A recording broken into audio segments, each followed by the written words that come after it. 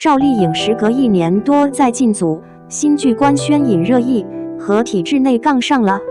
6月19号，赵丽颖和女刑警队长这个词榜一块儿上了热搜。这其实是个新剧的路透，她在里边演一个刑警队的头，叫雷敏。说真的，看到这个设定，脑子里蹦出来的第一个念头是，终于有国产剧愿意让女刑警队长不用靠谈恋爱来破案了。以前不是没有类似角色，但总逃不过被配平，或者被塑造成冷面铁娘子，最后还得有个男人来软化她。赵丽颖这回接的活儿倒是有点意思，她这几年的选剧路子已经有那么点刻意避开甜宠的意思。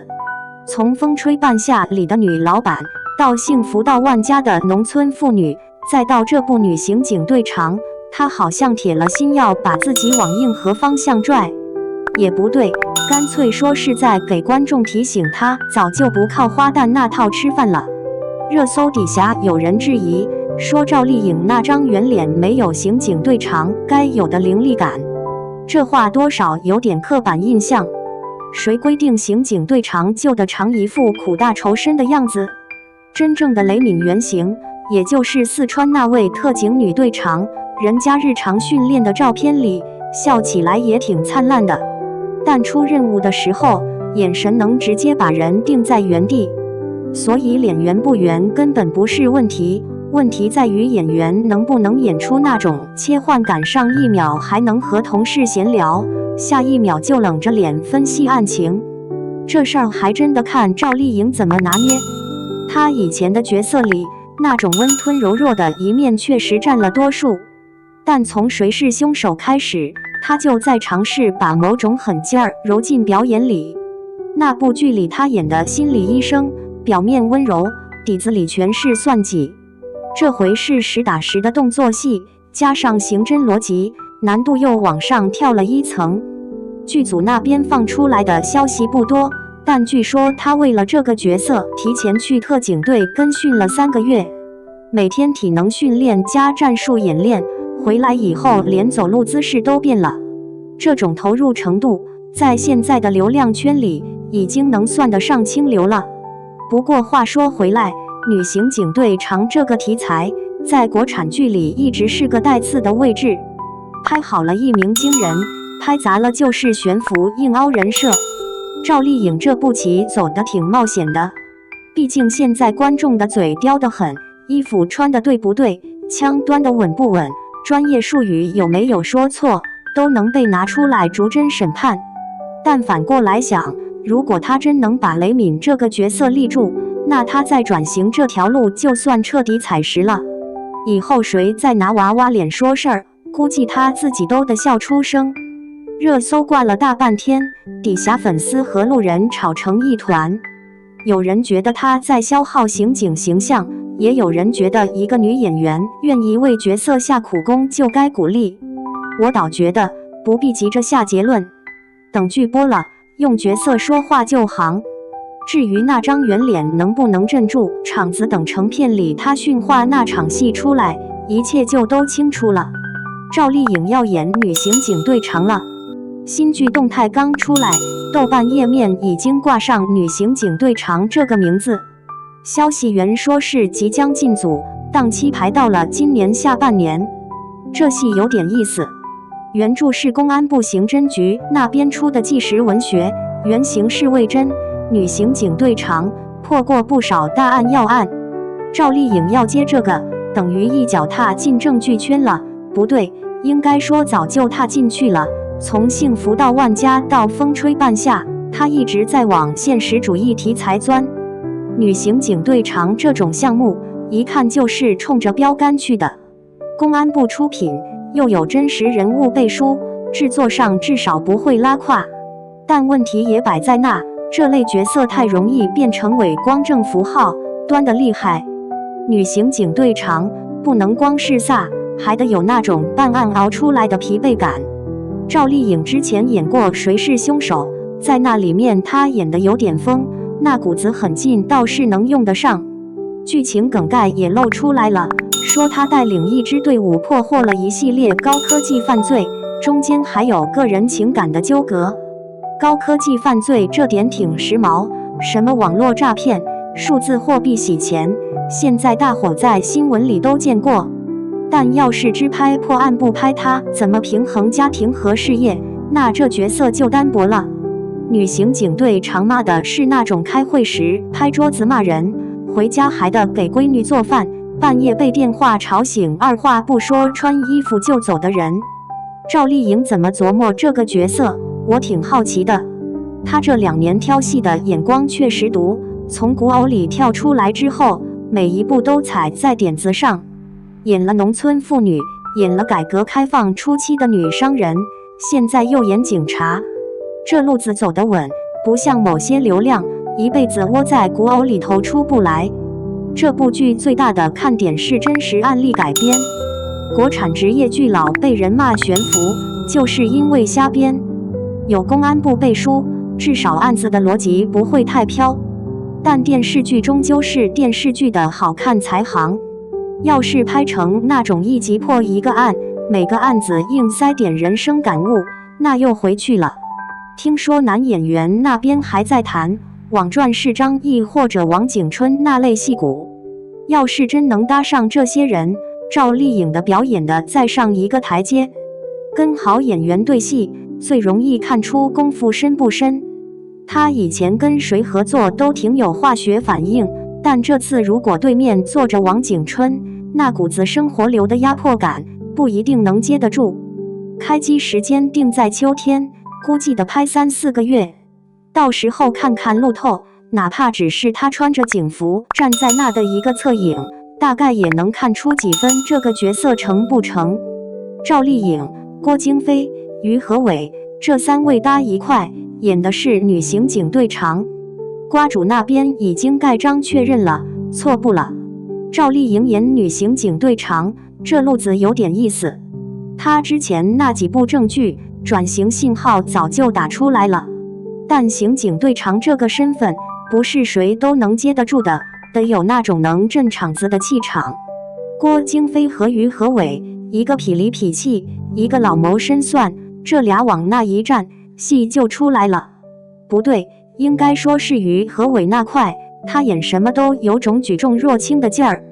郭京飞呢，这几年净演些带点荒诞的角色，这次跟赵丽颖搭档，化学反应值得看看。这阵容一出来，我就觉得成了一半，剩下的就看剧本怎么磨了。一组看着挺稳的演员名单，新面孔搭上老熟人。导演那块，张永新在，基本盘就有了。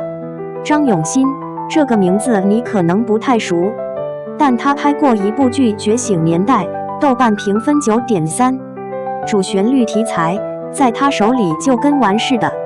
不对，也不能这么说，那可能更像一个老手艺人，对着案板上的材料，知道哪里该下刀，哪里的留白。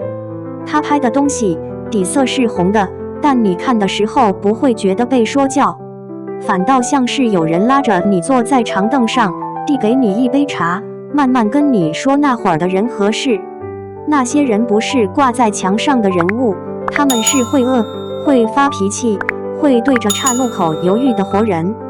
李大钊会在街头跟人争论，陈独秀会摔东西，毛泽东第一次到北京时，眼里有那种年轻人特有的光芒。这种处理方式，说实话挺狠的。他把一段被课本讲烂了的历史撕开了另一个口子，让人看到那些所谓觉醒背后是一群跟你我一样的人，在泥地里扑腾，最后扑腾出一条路。张永新没用什么花哨的技巧，镜头挪动很慢，很多时候就是2个人对坐在屋子里说话，阳光从窗户斜进来，照在半边脸上，剩下的半边落在暗处。这就是他理解的历史，永远有光就有影，但关键在于人的脸始终是朝着光的那边。所以当这部剧豆瓣冲到9.3的时候，说意外也不意外，毕竟观众不是傻子，你有没有在认真对待那段历史，他们一眼就能看出来。张永新大概也没想过要刻意讨好谁，他就是按自己那套逻辑在拍，把人当人拍，把事当事说，然后就成了。网友看了直呼赵丽颖回宫。赵丽颖已经有1年多没进组了，这个时间跨度在流量花旦里不算短。上次杀青还是在《人间》那部剧之后，就没再听说她接新本子。团队对外口径一直是在挑剧本，想找更有突破性的角色。听起来挺标准的一套说辞，每家工作室发声明都这调调。但圈里人都明白，一个处于事业巅峰期的女演员1年不接戏，这里面肯定有文章，不是剧本库的问题，她现在拿到的本子不会少，也不是片酬问题，她这个咖位早过了为钱接戏的阶段。我听到的一种说法是，她在等一个必须演的角色，就跟风吹半夏那个许半夏一样，当初看了剧本就放不下，非得拿下才算完。那种状态，剧组的人形容是眼睛里放光。但问题是，这种级别的本子1年也出不了几个，尤其女演员的黄金窗口期其实很窄，30出头到40岁，这几年一眨眼就过去。她今年35了，再拖下去，市场上留给她的主角位置会越来越少。另一个信号是，她最近公开露面的次数也少了。以前每个月至少跑2-3个商业活动，去年下半年开始砍掉不少，只保留了几个合作多年的代言，理由是想把精力收一收，沉淀一下。这话听着挺悬的，但仔细想想，她确实不是那种会闲下来的人。有人怀疑是不是跟管理层的变动有关，她丈夫那边不对，应该说是她前夫冯绍峰的公司去年有人员调整，这种私人关系的变化有时候会影响资源流向，但这个没法求证，圈内八卦听听就行。更实际的一个因素是，她工作室年初签了几个新人，明显是想把工作重心往经纪公司运营上移。带新人很费精力，尤其赵丽颖本身不是那种能放权的老板，每个项目都要亲自过问，那自己的拍戏节奏势必会受影响。但说到底，演员终究要靠作品说话，哪怕当老板当得再风光，观众认的还是那个屏幕里的形象。1年多不露面，路人盘的消耗是很实在的。微博评论区已经有一些颖宝是不是退圈了之类的声音了，他自己大概也清楚这点。前阵子有个电影节颁奖礼，他走了红毯，但没接受采访，全程就微笑着挥手。媒体拍到他在台下看台上的表演，表情特别认真，那种眼神，用某群的人话说，是猎人盯着猎物的专注。所以大概率还是在等一个对的剧本出现，或者等某个项目的主创阵容搭好。毕竟到了他这个阶段，挑戏挑的不是情节，是班底和导演的叙事能力。一个好的导演能把他已经证明过的演技再往上提一层，一个平庸的导演只会消耗他的口碑。这个选择其实挺冒险的。有的花旦为了保持曝光度，什么本子都接，结果把自己口碑做烂了。赵丽颖反着来，宁缺毋滥，但这需要很强的心理素质和资本支持。好在她在河北老家的根基挺扎实，投资了几家实体产业，不至于靠卖命拍戏养家。不过话又说回来，市场变化太快了，95花、00花一茬接一茬，每个都自带话题和流量。如果他再空档半年，等再出来的时候，市场还愿不愿给他足够的空间，这没人能打包票。所以我倾向于认为，他会在今年下半年有些动作，要么官宣新剧，要么自己攒一个项目。以他的商业嗅觉，不会放任这个窗口期白白流逝。只是具体是什么，现在还捂得很严实。粉丝们且耐心等着，反正他这人做事从来不打没准备的仗。当年拍《楚乔传》的时候，提前3个月就进组练武打，把导演都惊着了。这个定力，放到整个行业里也挑不出几个。翻了下赵丽颖的上一个杀青日，2025年3月29号，片子叫《小城大事》。之后她没再接新戏，就一门心思扑在向阳花的路演上。那状态，每个城市跑，场场不落，敬业到有点过。粉丝说她在用行动给作品续命，其实更像是拿自己给电影背书。但时间这玩意儿最不骗人，从春天到冬天，快1年了。对一个当红女演员来说，空窗期长的有点刺眼。不是没本子找她，而是她挑戏的毛病又犯了不对，应该是整个市场给她留的戏路正在变窄。那些大女主剧本10个里8个是古装玄幻，剩下的2个，一个在等她咬牙，一个在等她降价。赵丽颖不是没试过转型，从幸福到万家的农村媳妇，到风吹半夏的钢铁女老板，她想证明自己不只会演仙女和傻白甜。可问题是，观众和资本都精得很。你演商业片，他们算票房；你演文艺片，他们算口碑；你什么都不演，他们就当你过气。她现在的咖位卡在中间，上不去也下不来，像把菜刀悬在半空，不知道砍哪块骨头。春节档那会儿，有人说她该上综艺刷脸，但她没去。这姐们一直有个拧巴的劲儿，用市井白话讲，就是想站着把钱挣了。可娱乐圈哪有那么多站着的地方？你清高，自然有人替你接地气。隔壁85花们直播带货的直播带货，上恋综上恋综，流量照样转得飞起。赵丽颖呢？她偏要等一部能让她跪下磕头的剧本。这种选择下场往往很分裂，要么封神，要么封箱。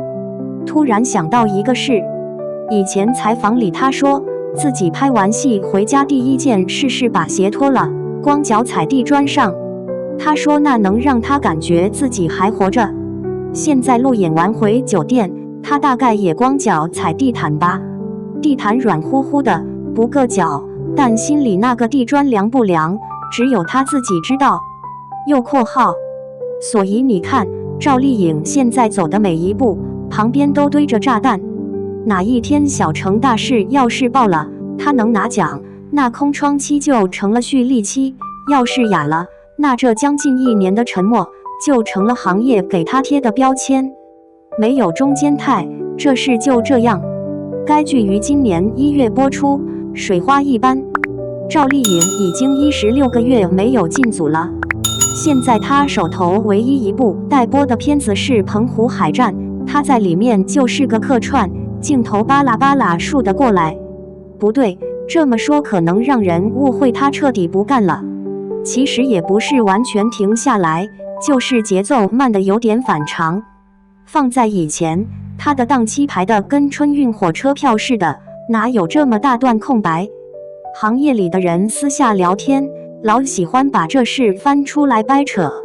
有人说她是在等好本子，毕竟到她这个咖位，在接戏挑剧本的眼光毒得很。也有人说她可能是在调整节奏，演员嘛，拍久了都会有个倦怠期。但16个月这个数字在现在的影视圈里不长也不短，长到足够让粉丝心里犯嘀咕，短到还没到被业界彻底遗忘的地步。其实看看他这几年的路径就能摸出点门道。从电视剧转型到大荧幕，这条路多少流量都试过，最后要么灰溜溜回去，要么半死不活的挂着。赵丽颖算是走得最稳的一个，虽然速度不快，但每一步都踩得实。澎湖海战这种片子，客串不客串的不重要，关键是这个饼本身。军事历史题材，大制作，背靠的团队也是硬核班底，哪怕他只在里面露个脸，混个脸熟，也是一种布局。娱乐圈里的事情，有时候就是表面看着冷清，底下暗流涌动。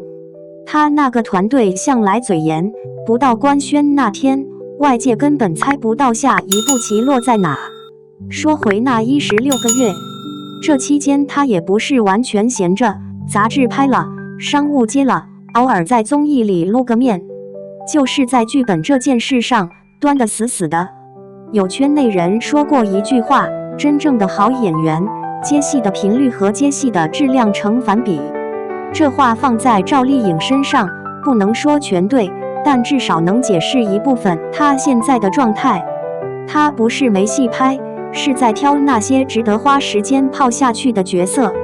赵丽颖突然不拍戏了，库存清空，新项目一个没接，这节奏跟她以往那种恨不得住在横店的状态比，差太多了。有人说她在挑剧本，这话听着合理，但仔细想过没有，她这个咖位的演员，挑本子不是常态吗？但常态是边挑边拍，而不是彻底停摆。可能是家庭那边占了精力，孩子上学了，当妈的想多陪陪，这个理由放到哪个女艺人身上都说得通，但放到赵丽颖身上，总让人觉得哪里不对。她可是当年怀孕期间都在宣传期的狠人。资源降级这个词不太中听，但确实是个现实选项。85花这个梯队，后面00后追得紧，前面大花又卡着电影资源。赵丽颖拍的几部转型剧口碑不错，但离真正封神还差一口气。如果递过来的本子还不如之前的，那她确实没必要应接。不对，应该说她可能是在等一个真正的爆点。古偶她跑通了，正剧也试过了，现在缺的是那种能一把把她推到顶级位置的狠角色。这种东西急不来，甚至得靠运气。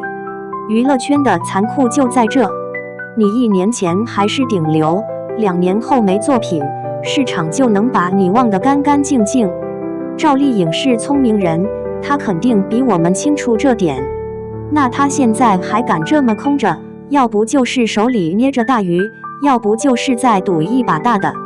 不管怎么样，这种成绩对她自己来说是种消耗，对粉丝来说那就是煎熬了。赵丽颖最近接这部戏争议不小，有人说她作品接连失利，资源下滑，扛剧能力被质疑，很难找到像样的戏拍。这个说法有点意思，仔细看看，她选择的新项目确实不是那种一看就稳赢的 S 加级大制作，导演也不是什么顶级名导。但换个角度想，这说不定是她自己主动选的一种策略性的降维。不对，应该说可能是想用更灵活的空间来重新证明点什么。毕竟到了这个阶段，流量和排面已经不是唯一追求了，对不对？真正能打的是实打实的角色和口碑。而且他手上也不是没有存货，只是市场风向变得快，观众口味也挑剔。一部剧扑了，不代表整个盘子都砸了。这几年的影视圈，多少大导演大演员都栽过跟头，最后还是靠一个扎实的本子翻身。赵丽颖的底子在那里，观众缘也不是1天2天能消磨光的。现在下结论说她就此掉队，还为时过早。赵丽颖把重心从事业转向家庭，这几个月明显能感觉到她排片少了很多。不是没人找她拍戏，是她自己主动砍了一堆项目。有知情人说，这姐姐原话是钱赚不完，孩子长大就一次。那语气带着点北方人特有的直愣。她跟冯绍峰那边现在处得挺微妙，孩子主要跟他住，但男方那边偶尔也会接过去带几天。2个团队沟通全靠助理转化，不过表面功夫做得滴水不漏。那个被拍到一块儿带孩子去医院的画面，记者蹲了2天就拍到这么个素材。俩人都戴着口罩，全程没交流，各走各的，中间隔着能再站一个人的距离。有次活动后台有人问到他接下来计划，他经纪人直接打断说现阶段以生活为主。话说得客气，但那个语气基本等于把大门焊死了。他现在接的综艺都是那种单期飞行嘉宾，录完就撤，不跟任何人扯上交情。有回在化妆间吃盒饭，旁边人还在聊下个季度排期，他已经掏出手机看幼儿园老师发的视频了。这种选择在圈里不算少见，但放到他这个咖位上，确实有点意思。30来岁正当红的青衣，手里攥着好几个代言没到期，说放就放了。不对，也不能叫放，更像是把代办清单上的堆资源划掉，改成了过日子。粉丝那边吵过一阵，微博超话里有人写长文说他辜负期待，他本人倒是没回应，倒是某次直播里老公寓窗台露出半代儿童拼图，底下弹幕瞬间刷成一片他开心就好。刘亦菲那套接戏模式，说白了就是奔着高配置去，古偶大制作、上星剧、大 IP， 一个都不少。赵丽颖最近的路子确实有点那个意思，有人咬着这点不放，说赵丽颖在复制刘亦菲的路线。复制，这话听着就像拿尺子量衣服，认定谁穿了谁就是山寨版，但衣服本身又不认人。赵丽颖这些年选本子，从幸福到万家到风吹半夏，哪一部不是以角色为中心，不是往现实主义题材深挖？她不是没接过古偶与凤凰就是，但那部戏里她扛的可是制片人，整个项目是她推着走的。方向上的相似，不代表目的就一样。刘亦菲接戏偏爱那种头顶光环的 IP 大女主，赵丽颖则更像一个庄稼人，看的是的好不好，能不能收获点实在的，而不是地里常出的花是不是名贵品种。娱乐圈里最忌讳的就是拿一个人的路径去套另一个人，路径相似，但内里的逻辑和选择动机完全不同，一个往高处走，一个往深处钻。刘亦菲的接戏模式标准高的离谱，非必要不拍戏，这话放她身上一点不夸张。她选剧本的眼光严格的像在挑古董，不是每部戏都接的看角色有没有嚼头。剧本如果只是流水线货色，她宁愿在家待着。不对，应该说她压根不会让那种本子出现在桌上。这些年她作品少，但每次出来都能砸出水花。从金粉世家到梦华录，中间空窗期长的能把人忘干净，可观众就是惦记她，这种存在感不是靠刷脸能刷出来的。她拍花木兰时，武术训练搞了几个月，起码射箭全自己上，最后片子口碑2级，但没人质疑她的拼劲。这大概就是她的逻辑，要么不做，做了就别糊弄。很多演员1年压几部戏，她导好，几年磨一部，这种节奏搁娱乐圈里算异类。可仔细想，她走的其实是老派路线，作品说话，流量靠边站。有人说她端着，其实不是，她就是那种人，对演戏有种洁癖，烂戏不接，不是因为傲，是因为她心里有杆秤，那秤砣掂的是角色分量。一个手握超高路人缘的女演员，硬是把自己活成了内娱待业名单上的头号钉子户。她那套配置放到市场上，谁看了不心动？偏偏就没人递本子，不对，准确说是递了本子她也不接。经纪人放出来的消息永远只有一句：再挑，再等，再找感觉。这感觉一找就是3年。圈里人私底下开玩笑说，他不是在抠脚，是在用脚趾头给内娱画饼。别家艺人空窗期靠综艺和红毯刷存在感，他导好，直接人间蒸发。粉丝从最初的暴躁呐喊，慢慢进化成了一种诡异的平静，就像看着自家楼盘的烂尾项目，知道他迟早会复工，但谁也说不上到底是哪天。偶尔流出一张路透图，那状态，那气质，又让所有人立马闭嘴。行吧，你有颜你说了算。可问题是，颜值的保质期比演技更残酷，这句话是某个制片人在酒桌上说的，说完还补了一句，但这话千万别让我在采访里讲出来。他现在就像一道被反复回锅的招牌菜，麦香还在，食客也记得那股香味，但后厨已经没人愿意花时间重新雕花了。市场上永远不缺更便宜的替代品，何况是这年头，资本宁可压住一个听话的新人，也不敢豪赌一个神隐的旧咖。真要说起来，他缺的从来不是机会，而是那种，怎么说呢，把姿态放低一点的钝感力。上一个这么拧巴的人，已经被归类进时代的眼泪了。刘亦菲2023年11月从《玫瑰的故事》杀青之后，人就消失了。不对，也不算消失，就是没进组拍戏。1年多了，连个饼的影子都没见着。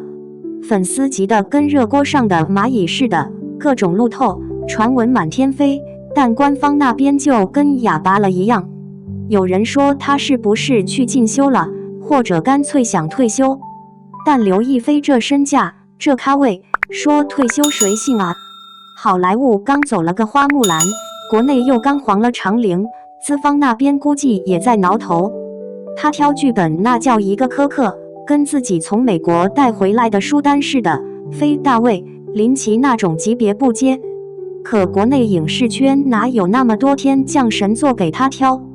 也有人分析是团队策略，故意压着不接戏，等更好的本子或者抬价。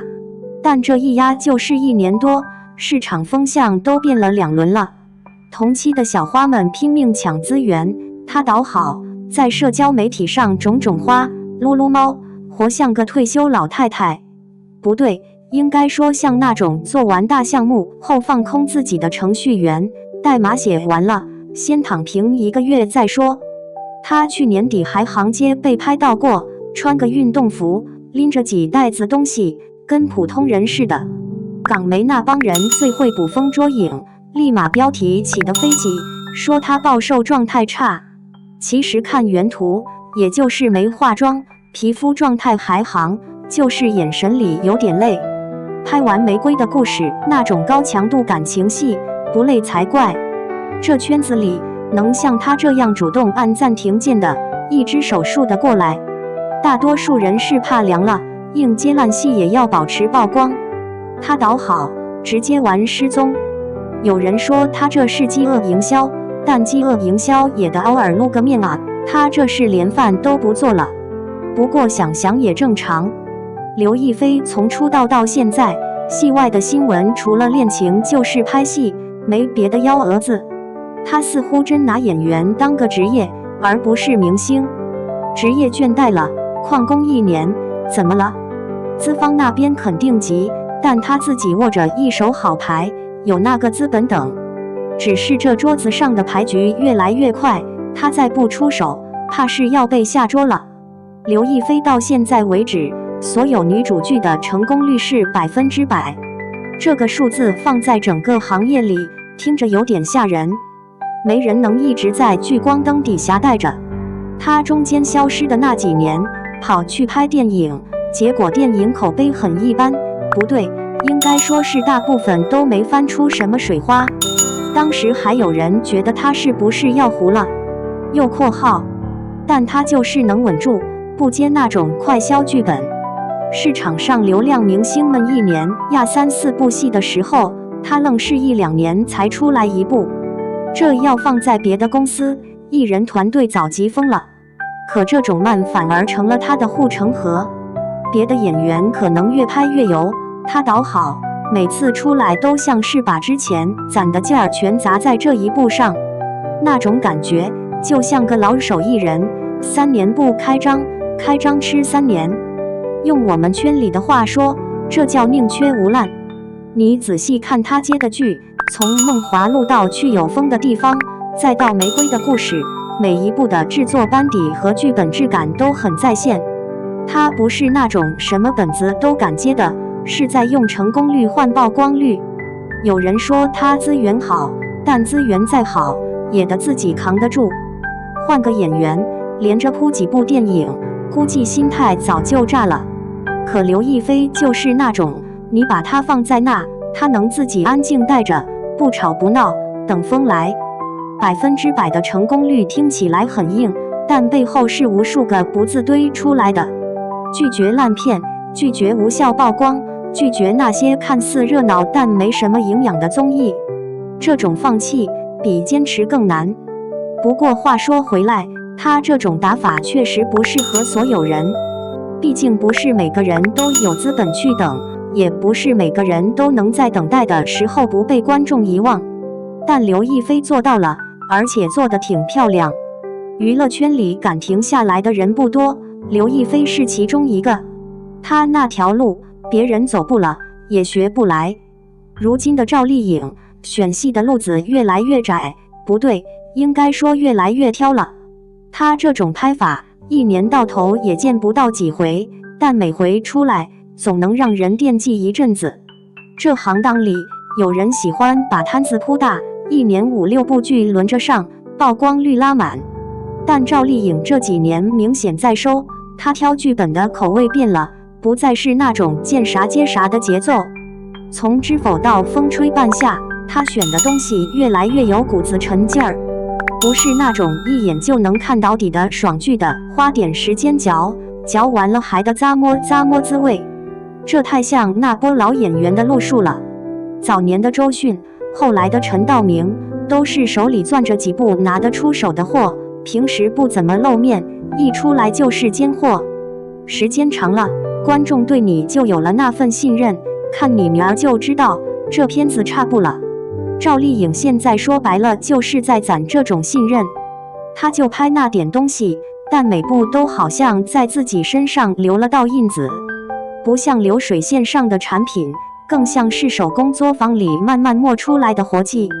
这么做风险其实挺大的，要是戏演砸了，那几年辛苦全白搭。但反过来说，一旦成了，那就是金字招牌，比什么流量数据都好使。赵丽颖这部《女刑警队长》算是把她的等待给压实了。这剧上线之前，圈内有人嘀咕说她这些年转型的路走得有点绕，古熬里泡久了，想拔出来不容易。她自己倒没怎么吭声，但人一直泡在剧组里，跟真正的刑警队待了小半年。不对，应该说她专门去跟着地方上的女刑警跑了几个案子，做了不少笔记。听说因为太拼体力差点没撑住，这些细节后来都塞进了剧里，变成了一个眼神，一个拿枪的动作。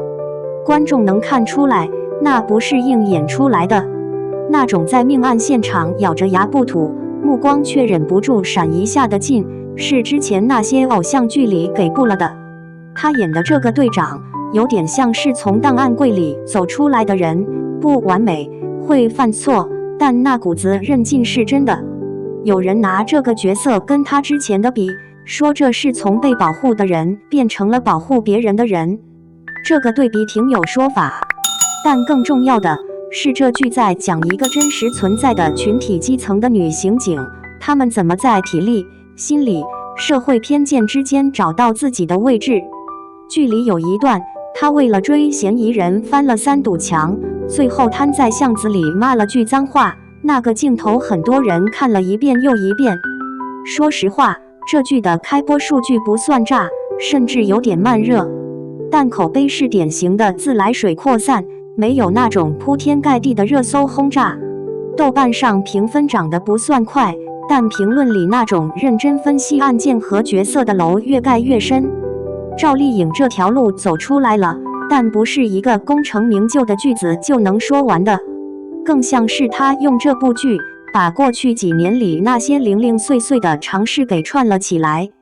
以后她再演什么，大家至少不会先怀疑她能不能扛了。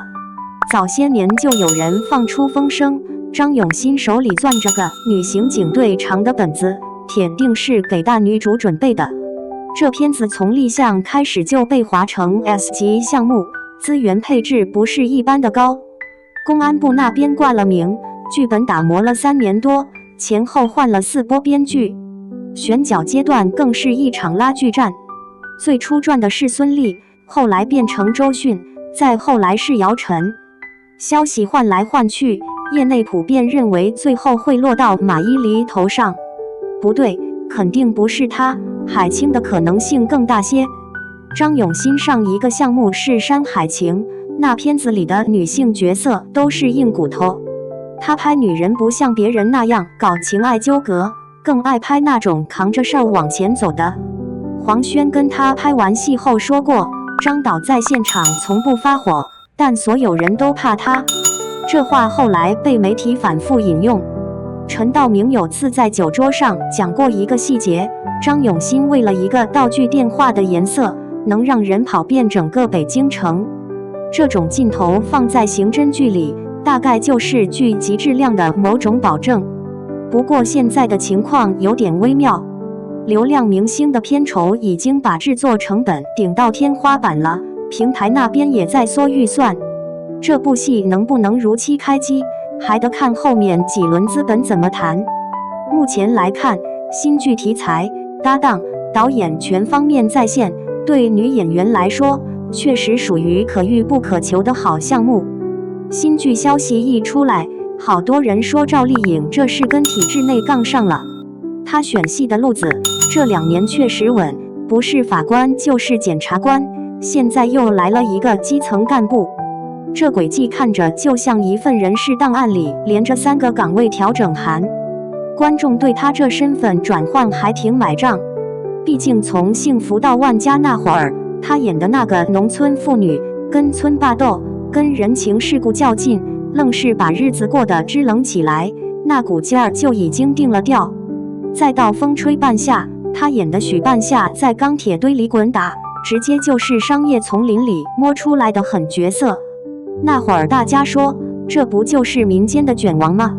现在他转头开始演在编人员，从民营企业到体制内，这跨度其实挺大的。关键是观众还吃他这套，为什么？可能因为他身上那股不服输的韧劲儿，跟体制内人物需要的向上管理和向下解决底色其实相通，不是那种端着茶缸看报纸的刻板印象。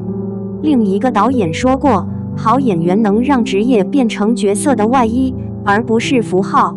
赵丽颖这2年挑的本子，都在把职业当土壤，种出的都是活生生的人。这种选戏策略放在流量圈里挺奇葩的，别人都在古欧里打转，他直接扎进现实题材，而且是带着刀的那种。新剧里他演的角色，据说处理的是基层纠纷。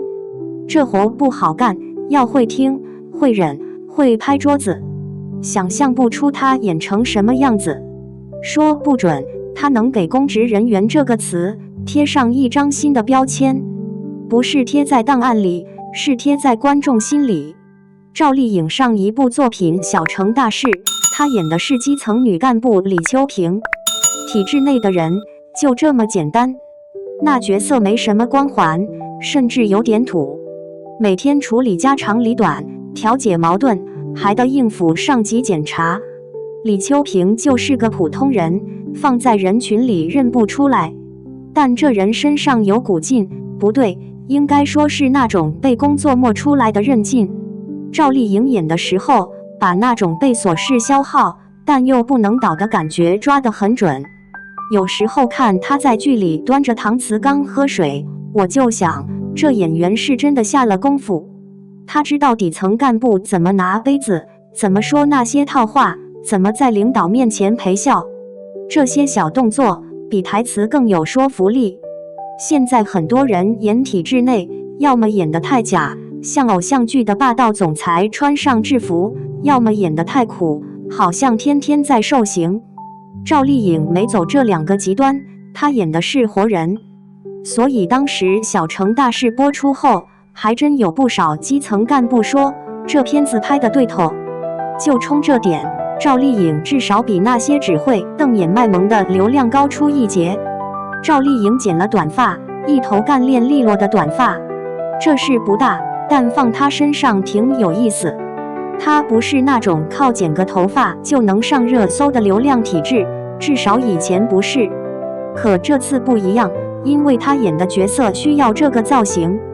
短发这东西放女演员身上，往往意味着某种决断，或者是角色转型的前奏。赵丽颖之前的长发形象太深入人心了，温婉、甜美，带着点乡土气。突然剪短，等于把自己最舒适的那个壳给敲碎了。我注意到她剪完头发后出现在公开场合的样子，那种松弛感是装不出来的。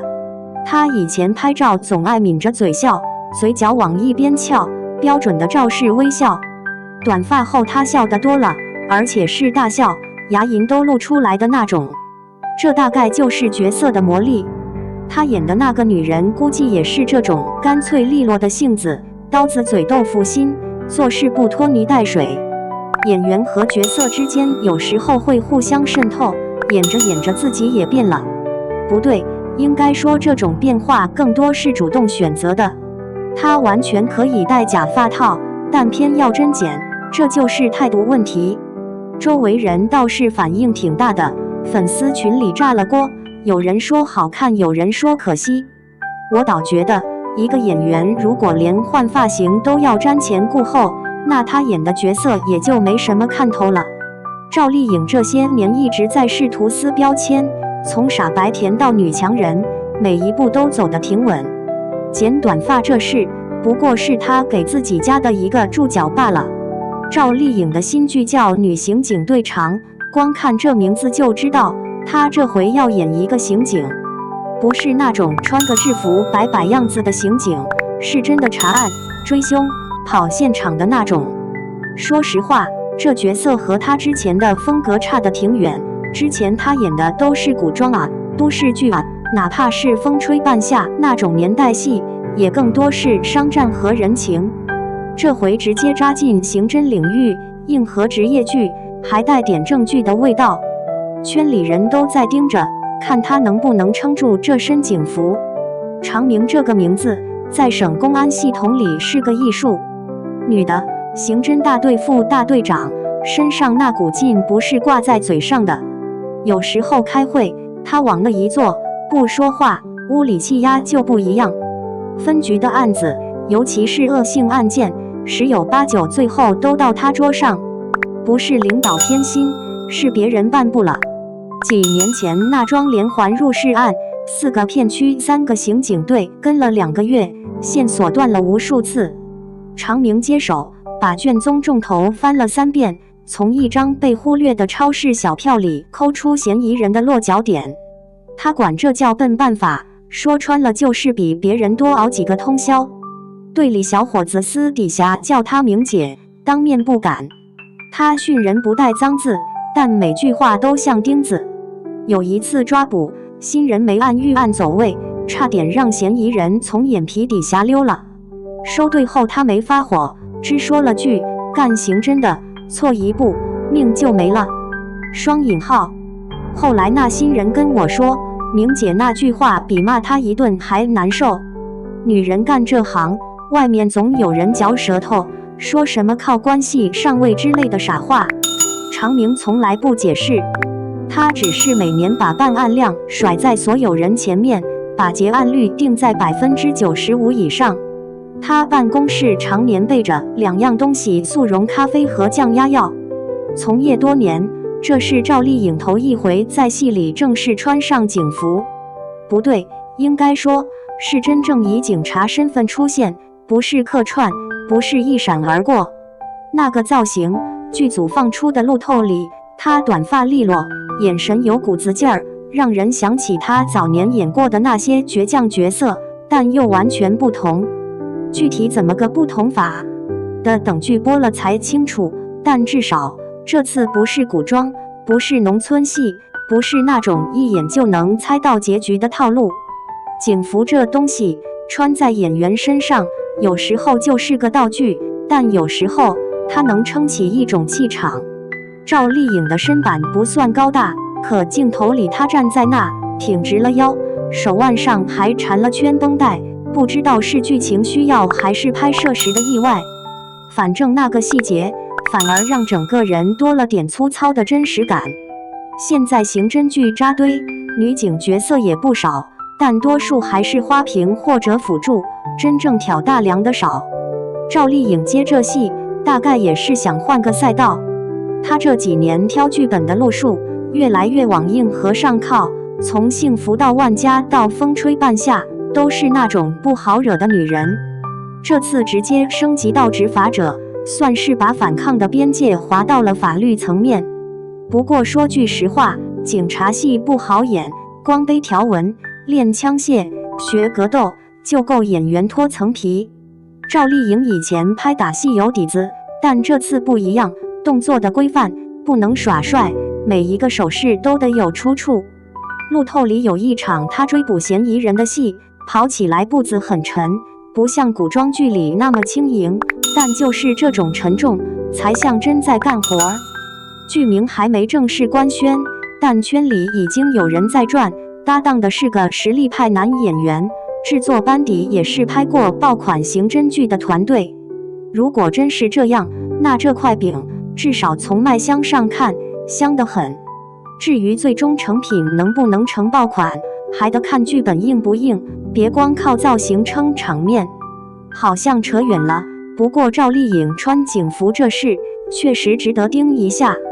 又括号说赵丽颖和体制内杠上，倒也不是空穴来风。从她这几年挑的本子就能看出来，跟那些扎堆古偶、现偶的流量花旦走的是两条路。有些人觉得她是在刻意跟主旋律题材较劲，其实不对，应该说她是在跟自己较劲。从幸福到万家，到风吹半夏，再到最近那部乡村爱情不是北上，她演的这些角色，哪个是传统大女主？都是泥里打滚活出来的人。体制内这个词其实挺耐人寻味的，拍正剧就是讨好，拍商业片就是自由，这逻辑本来就不通。赵丽颖选戏的标准很简单，角色有没有的挖，故事有没有的嚼。你去看她最早那个花千骨，那时候她还带着婴儿肥，演的是仙侠。后来知否李胜明兰已经开始收着演了，再到幸福到万家和幸福那股子倔劲，根本就是她本人性格的放大版。这种变化不是突然的，是一点点磨出来的。圈里有个说法叫剧抛脸，就是说每部戏都像换了个人。赵丽颖离这个标准还差点，但方向是对的。体制内这3个字放在她身上更像是个标签。观众喜欢贴标签，媒体喜欢炒话题，但演员自己要清楚，戏比天大。赵丽颖不是那种会喊口号的人，她也没在公开场合说过自己要转型，但实际行动比什么都实在。你看看她接下来那几部存货，合作的是谁？导演是谁？题材是什么？答案都写在进度条里了。有些演员演一辈子戏，观众记住的还是第一个角色，就用那种有点笨蛋特别真的方式演戏。赵丽颖走的这条路窄是窄了点，但踏实。赵丽颖这路子算是彻底走稳了，跟郑苗红这套叙事逻辑放到她身上特别顺滑。她选剧本这些年不是奔着流量去的，从幸福到万家到风吹半夏，角色一个比一个扎地气，都是跟泥土打交道的人，打官司也好，搞实业也好，那股子不服输的劲儿，跟国家这些年强调的工匠精神、实干精神是同一路。有人说她转型，不对，这是她本来就有的底色。河北农村出来的姑娘，骨子里就带着对土地和秩序的理解，所以演基层干部像那么回事儿，演民营企业家也不飘。报效国家这事，在艺人身上不是光喊口号的，靠角色说话，靠一部部作品累积老百姓的信任感。赵丽颖挑戏的视角挺有意思，她不太碰古装大女主的爽文套路了，转头去拍那些在平凡岗位上较真、坚持的人。这种戏路说白了是把个人命运绑在时代脉络上，观众买账是因为大家心里那杆秤还在，谁在认真干活，谁在糊弄，看一眼就明白。在此期待一波新剧的开机。女刑警队长的班底和剧情出来了，赵丽颖这回的选角方向有点意思。导演是拍过《破冰行动》的傅东玉，编剧那边写着无证之罪的顾小白，这组合悬疑刑侦的底子算是稳了。故事讲的是个女刑警队长，干刑警20年，从基层拼到一把手，破过不少大案，但也得罪了不少人。某天，她经手的旧案突然翻出新的线索，所有证据都指向她自己，她一下子从追凶者变成了嫌疑人。看这设定，不是那种传统的刑侦爽剧，更多是在讲人的复杂。一个常年跟罪犯打交道的人，最后被自己熟悉的规则困住，这不是什么高概念，就是那种很现实的故事。赵丽颖演女刑警队长，说实话，之前她演《风吹半夏》里的许半夏，那股子狠劲和韧劲是有的，但刑警队长跟女企业家不一样，她需要更外放的那种压迫感，也得有那种见惯了生死之后的平静。不对，应该说，刑警队长这个角色，表面上看着是雷厉风行，但内里的有一种长期的疲惫，那种在一个系统里摸爬滚打之后，身上带出来的职业锈迹。他能不能演出那种锈迹来，这是个看点。剧里有几场重头戏，一是他深夜独自翻档案，灯光照着他脸上那种孤独和无助；二是他跟上级拍桌子，情绪爆发到顶点，但又得克制住。这种戏对演员要求很高，班底确实不错，但最终能到什么程度，还得看剪辑和剧本的执行。毕竟好班底拍出烂剧的例子，这些年也不是没见过。